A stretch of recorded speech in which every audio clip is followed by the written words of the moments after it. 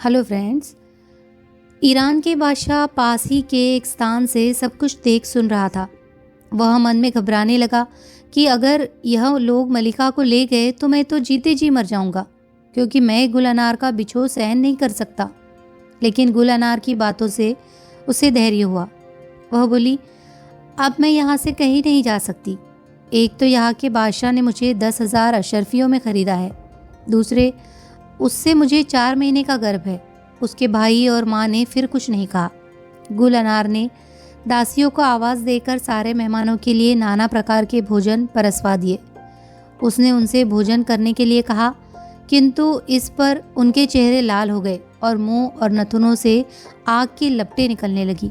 उन्होंने कहा, ये ठीक है कि तुम्हारा पति बादशाह है, किंतु क्या हम लोग इतने नीचे हैं कि वह हमारे साथ भोजन भी न करे। बादशाह कुछ दूर बैठा था, उनकी बात तो न सुन सका, किंतु उनके मुंह और नथुने से लपटें निकलते देखकर घबराया। गुल अनार ने उसके पास आकर कहा, वे लोग चाहते हैं कि आप ही के साथ भोजन करें।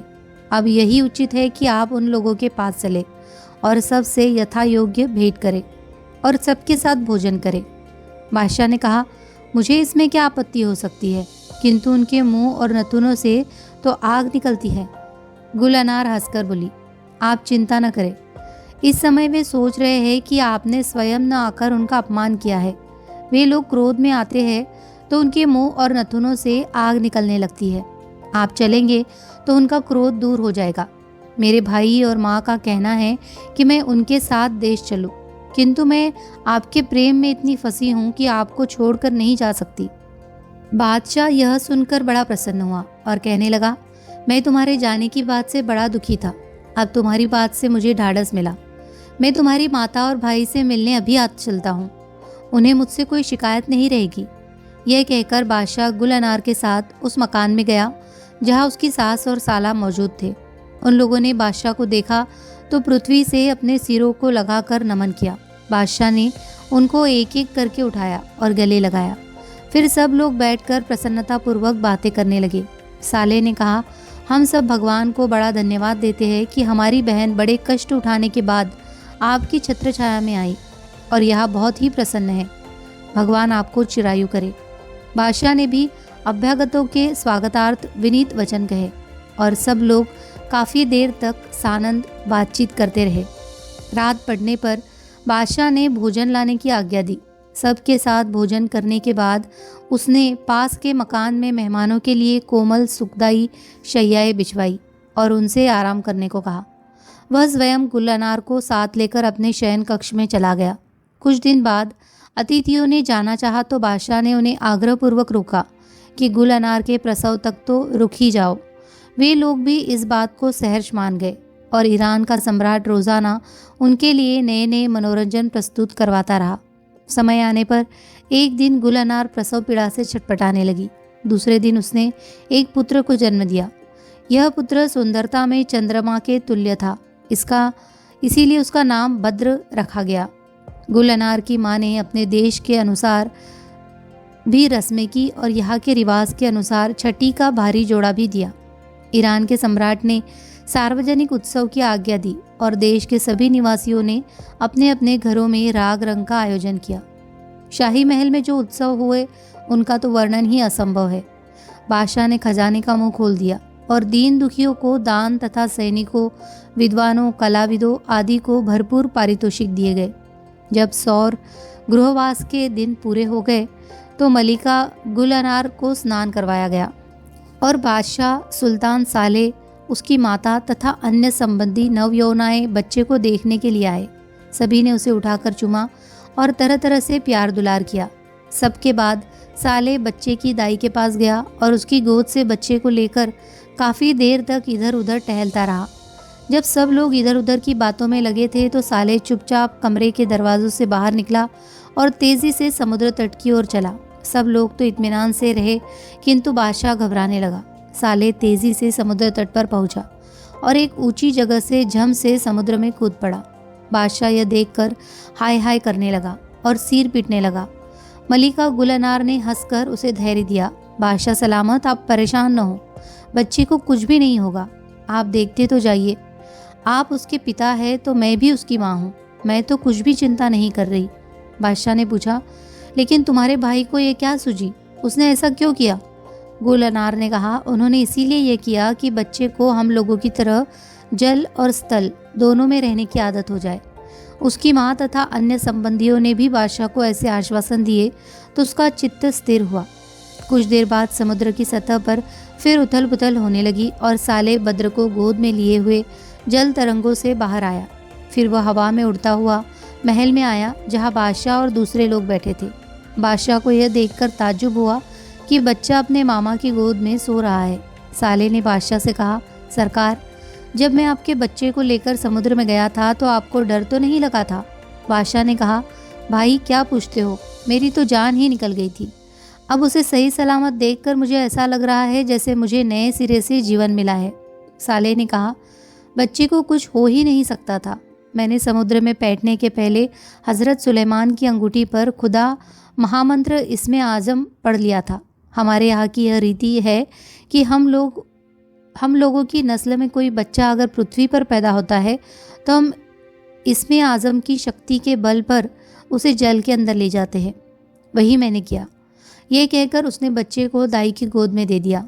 फिर उसने अपने वस्त्रों से एक छोटा सा संदूकचा निकाला। उसमें से 100 हीरे जो कबूतर के अंडे के बराबर थे निकाले।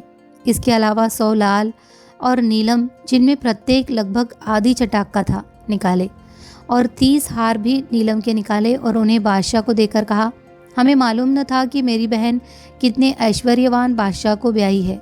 हमारी ये तुच्छ भेंट स्वीकार करे। ईरान का बादशाह उन रत्नों को देखकर आश्चर्य में पड़ गया। उनमें 2 इतने बड़े थे कि समस्त पृथ्वी पर कहीं न होंगे। उसने हर्षपूर्वक इस भेंट को आंखों से लगाया और साले से कहा, भाई, मैं तुम्हारी विनयशीलता से अति प्रभावित हूँ। तुम उन रत्नों को जिनसे कई राज्य खरीदे जा सकते हैं तुच्छ भेंट कहते हो। फिर उसने अपनी मलिका से कहा, सुंदरी, तुम्हारे भाई साहब मुझे सारे रत्न भेंट में दे रहे हैं। मैं चाहता हूँ कि इनमें थोड़े से रखकर शेष उन्हें वापस करूँ, किंतु वे उन्हें लेने को तैयार नहीं हैं। तुम अगर उन पर जोर दो तो वे शायद मान जाए। गुलनार ने उत्तर दिया, हे स्वामी, आप निशंक होकर उन्हें स्वीकार करें। इस प्रकार के रत्न पृथ्वी पर कम हैं, किंतु समुद्र में उनकी कोई कमी नहीं है। मेरे भाई को यह सब देने पर भी कोई हानि नहीं होगी। बादशाह यह सुनकर चुप हो गया। उसने वह पूरी भेंट स्वीकार कर ली।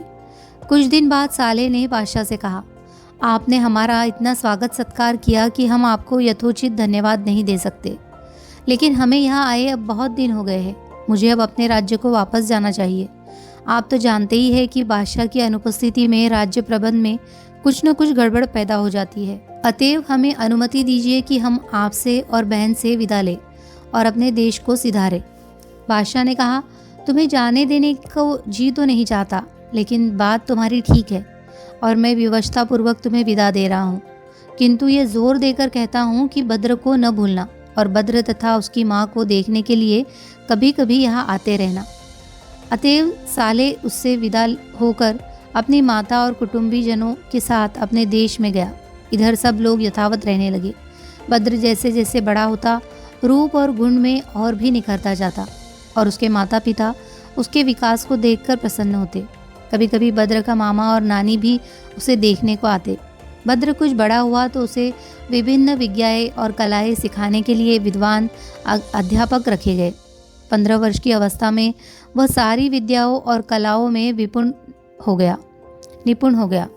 अब उसके पिता ने उसे युवराज घोषित करके उसके हाथ में राज्य का प्रबंध दे दिया। उसने कुछ ही दिनों में शासन को सुचारू रूप से संभाल लिया। उसके शासन प्रबंध से कर्मचारी और प्रजा दोनों प्रसन्न हुए। बादशाह ने देखा तो एक दिन पूर्व घोषणा के उपरांत अपने हाथ से अपना राजमुकुट उसे पहनाया और उसके सम्मानार्थ उसके हाथ चूमने के बाद वह स्वयं मंत्रियों और अमीरों की पंक्ति में जा बैठा। सामंतों, मंत्रियों आदि ने नए बादशाह को भेंटें दी और उसकी आज्ञा का पालन करने लगे। राज दरबार से उठकर जब राजमुकुट लगाए हुए बद्र अपनी माँ के पास गया तो उसने दौड़कर उसे सीने से लगा लिया। उसके पिता ने 2 वर्ष तक उसका राज्य प्रबंध देखा और उसे हर प्रकार से चतुर पाकर नगर के बाहर जाकर एकांत स्थान में भजन आदि में समय बिताने लगा। बद्र जी जान से राज्य प्रबंध में लगा। वह नगर नगर, ग्राम ग्राम जाकर स्वयं सारी व्यवस्था देखता अवकाश के समय में जंगल में जाकर शिकार खेलता। कुछ वर्षों के बाद पुराना सम्राट बीमार पड़ा और उसका रोग बढ़ता गया। अंततः वह मर गया। मरने के पहले उसने मंत्रियों आदियों को बुलाकर नए बादशाह के प्रति वफादार रहने की ताकीद की। उसके मरने पर बद्र और उसकी माता ने उसका बड़ा मातम किया और गौरवपूर्ण ढंग से उसके अंतिम संस्कार किए। इस अवसर पर सालेह और उसकी माँ भी शामिल हुए। जब बादशाह के अंतिम संस्कार से फुर्सत मिली तो सालेह ने एक दिन अपनी बहन से कहा, ताज्जुब है, तुम्हें अभी तक बद्र के विवाह की चिंता नहीं हुई। यद्यपि वह कई वर्षों से विवाह योग्य हो चुका है, लेकिन उसके बारे में तुम्हें उस समय बताऊंगा जब बद्र सो जाएगा, क्योंकि संभव है उस पर वह बिना देखे ही मोहित हो जाए। बद्र के कान में इस बात की भनक पड़ गई। रात को वह ऐसा बन गया कि जैसे गहरी नींद सो रहा है, किंतु वास्तव में बगल के कमरे में माँ और मामा के बीच होने वाला वार्तालाप सुनता रहा। वे दोनों भी उसे सोता जानकर अपने साधारण स्वर में बातें करने लगे थे। सालेह ने अपनी बहन से कहा, मैं जिस शहजादी को बद्र के योग्य समझता हूँ वह समंदाल देश के बादशाह की पुत्री है। यह देखो, मैं तुम्हारे दिखाने के लिए उसकी एक नवनिर्मित मूर्ति ले आया हूँ। इससे तुम्हें उसके सौंदर्य का अंदाज़ा हो जाएगा। दिक्कत सिर्फ एक है, समंदाल नरेश बहुत ही घमंडी है और किसी को भी अपनी हैसियत का नहीं समझता है। इसीलिए उसने अपने पुत्री का विवाह अब तक नहीं किया। फिर भी वह इतनी सुंदर है कि अगर बद्र को उसके सौंदर्य का पता चलेगा तो उसके प्रेम में पागल हो जाएगा, बल्कि जान तक दे देगा। उस शहजादी का नाम है जवाहर। गुलनार बोली, मैं समंदाल के सुल्तान को जानती हूँ। मुझे आश्चर्य है कि उसकी बेटी अब तक कुंवारी है। अपना देश छोड़ने के पहले मैंने उसे देखा था। उस समय वह 8 महीने की थी। वह उसी समय इतनी सुंदर थी कि उसका सौंदर्य दूर दूर तक विख्यात था। इस समय जवानी में तो उसके रूप का कहना ही क्या होगा। फिर भी वह बद्र से बड़ी है और उसे समंदाल नरेश से मांगने में क्या कठिनाई हो सकती है। साले ने कहा कि मैंने बताया कि वह बादशाह बड़ा ही घमंडी है। देखो बहन, मैं पूरा प्रयत्न करूंगा कि उसके पिता को विवाह के लिए राजी करूं, लेकिन काम मुश्किल है और इसमें देर लग सकती है। इस बीच बद्र को इस बात का पता नहीं चलना चाहिए, वरना इसमें संदेह नहीं कि वह जवाहर के प्रेम में पागल हो जाएगा और जान दे देगा। इसी प्रकार दोनों में बातें होती रही और बद्र सुनता रहा। दूसरे दिन उसने चुपके से अपनी माँ के संदूक से निकलवा कर जवाहर की वह मूर्ति देखी जो उसके मामा ने अपनी बहन को दी थी। वह सचमुच ही मूर्ति देखकर जवाहर पर मर मिटा।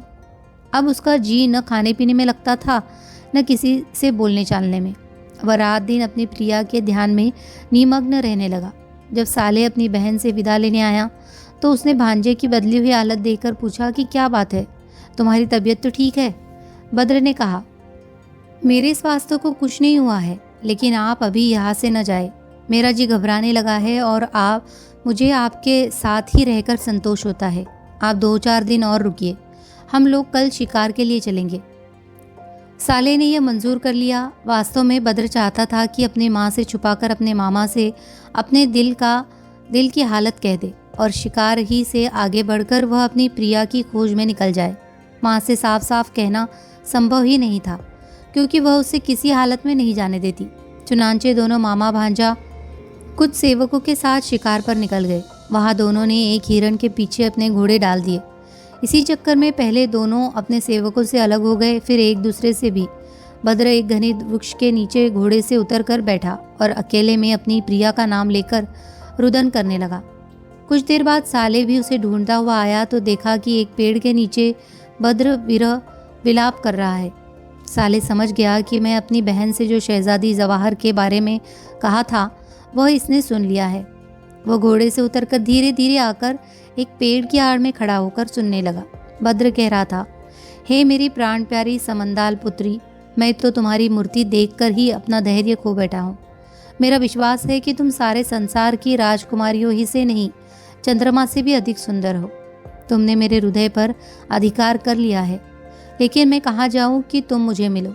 साले को इससे अधिक सुनने का धैर्य न रहा। वह आगे बढ़कर बद्र के पास जा बैठा और बोला, इसका मतलब है कि तुमने हम भाई बहन की बातें सुन ली है। हमने तो इस बात का ध्यान रखा था कि तुम्हें कुछ न मालूम हो, लेकिन हम लोगों की होशियारी कुछ काम नहीं आई। बद्र ने कहा, जो कुछ होना था वह तो हो ही गया। अब सोचिए कि आगे क्या होना है। यदि आप चाहते हैं कि मैं जीवित रहूं तो मेरे विवाह का संदेशा लेकर जाए और उसके पिता को राज़ी करे। साले ने उसे दिलासा देते हुए कहा, तुम अब अपने नगर को जाओ, मैं अभी समंदाल देश जाता हूँ और तुम्हारे विवाह की बात वहाँ के बादशाह से चलाता हूँ। बद्र बोला, नहीं मामा जी, आप मुझे बहला रहे हैं। अगर आपको वास्तव में मेरे प्राणों की चिंता होती तो ऐसी दशा में मुझे अकेला नहीं छोड़ते। अगर आपको वास्तव में मुझसे प्रेम है तो मुझे भी अपने साथ ले चले। साले ने कहा, भाई कैसी बातें करते हो, तुम्हें तुम्हारी माँ की अनुमति के बगैर मैं किस तरह ले जा सकता हूँ। बद्र ने कहा, फिर तो हो चुका। आप अच्छी तरह जानते हैं कि मेरी माँ मुझे प्राणों से भी अधिक चाहती है। वे मुझे कभी आपके साथ जाने नहीं देगी। साले अजीब चक्कर में पड़ा कि किस तरह वह स्थिति से निकले। उसने कुछ देर सोचकर कहा, मैं तुम्हें अपने साथ तो नहीं ले जा सकता, किंतु ये अंगूठी देता हूँ जिस पर इसमें आजम खुदा है। इसे पहनकर निशंक पानी में घुस जाना, तुम्हें कुछ नहीं होगा। बद्र ने अंगूठी पहन ली। साले ने कहा, अब तुम्हारे हाथ में चमत्कारी अंगूठी है और जो कुछ मैं कर सकता हूँ वह सब तुम कर सकते हो। तुम मेरे पीछे पीछे आओ। ये कहकर वह हवा में उड़ने लगा। बद्र भी उसके पीछे उड़ता हुआ समुद्र तट पर पहुंचा। फिर वह अपने मामा के पीछे समुद्र में गोता लगा गया और दोनों तेजी से चलते हुए साले के राज्य में पहुंच गए। बद्र को साले अपनी माँ के पास ले गया। बद्र ने आदरपूर्वक नानी के हाथ चूमे और वह भी उसे देखकर बड़ी प्रसन्न हुई और आशीर्वाद देने लगी और उसे खूब प्यार करने लगी। उसने परिवार की अन्य स्त्रियों से भी मिलवाया और सब लोग बहुत देर तक बातें करते रहे। इस बीच साले ने अवकाश पाकर अपनी माँ से बद्र का सारा हाल बताया कि वह किस प्रकार समंदाल देश की शहजादी के पीछे पागल हो गया है। उसने कहा कि अब तुम बद्र को रखना, मैं समंदाल के बादशाह से बद्र के लिए जवाहर को मांगने जा रहा हूँ। उसने कहा, मैंने और गुलनार ने इस बात का बहुत ध्यान रखा कि इस बात की भनक बद्र को न लगे, किंतु उसे मालूम हो ही गया और अब सिवाय इसके कुछ नहीं हो सकता कि जल्दी से जल्दी विवाह की बात की जाए। साले की माँ बड़ी चिंतित हुई। उसने कहा, यह तुम क्या कह रहे हो? क्या तुम यह नहीं जानते कि समंदाल का बादशाह बहुत ही घमंडी है? तुमने उसकी बेटी की बात ही अपनी बहन से क्यों की? इसी से तो बद्र पर पागलपन चढ़ा है। साले ने कहा, आपकी बात ठीक है, मेरी भूल थी, किंतु अब और क्या किया भी जाए। अगर जवाहर न मिली तो बद्र निश्चय ही अपनी जान दे देगा। मैं इस सिलसिले में जो भी हो सकेगा करूँगा। मैं वहाँ जाकर विवाह की प्रार्थना करने के पहले बादशाह को बहुमूल्य रत्नों की भेंट दूंगा और फिर चतुरता से बात शुरू करूँगा। आशा है कि मैं अपने कार्य में सफलता प्राप्त करूँगा। उसकी माँ बोली, बेटा यह सब ठीक है, फिर भी मुझे बड़ा डर लग रहा है। वह बादशाह बेहद घमंडी है और क्रोध में न जाने क्या करे। तुम मेरे सबसे कीमती जवाहरात ले जाओ और उसे भेंट दो, किंतु इस समय बद्र को अपने साथ न ले जाओ, उसे मेरे पास ही छोड़ जाओ। इसके अलावा यह ध्यान रखना कि बड़ी चतुराई से बात शुरू की जाए। किसी भी दशा में उसे क्रुद्ध नहीं होने देना है, क्योंकि वह क्रुद्ध हुआ तो विवाह तो होगा ही नहीं और भी कोई मुसीबत आ सकती है। ये कहकर बुढ़िया ने अपना संदूकचा खोला और बहुमूल्य रत्न साले को दिए और ताकीद की कि कोई भी बात शुरू हो इससे पहले यह भेंट उसे देना ताकि वह प्रसन्न रहे। साले ने माँ के दिए हुए रत्न एक सुंदर मंजूषा में रखे और थोड़ी सी सेना लेकर समंदाल देश की ओर चल दिया। कुछ काल में वह वहाँ पहुँच गया। समंदाल के बादशाह ने उसका यथोचित स्वागत किया। स्वयं सिंहासन से उतरकर उससे मिला और अपने बगल में उसे बिठाया। साले विनयपूर्वक बैठ गया। उससे समंदाल के बादशाह ने कहा, शायद आप किसी राजनीतिक कार्यवश आए हैं। मेरे लायक जो काम हो वो बताइए। साले ने कहा, कोई राजनीतिक कार्य नहीं था, केवल आपके दर्शन की इच्छा थी। हाँ, एक व्यक्तिगत कार्य भी था। यदि आप मेरी बात को ध्यानपूर्वक सुनना चाहे तो मैं निवेदन करूं। समंदाल के बादशाह ने हंसकर कहा, ज़रूर कहिए, कहिए आपकी क्या सेवा करूं।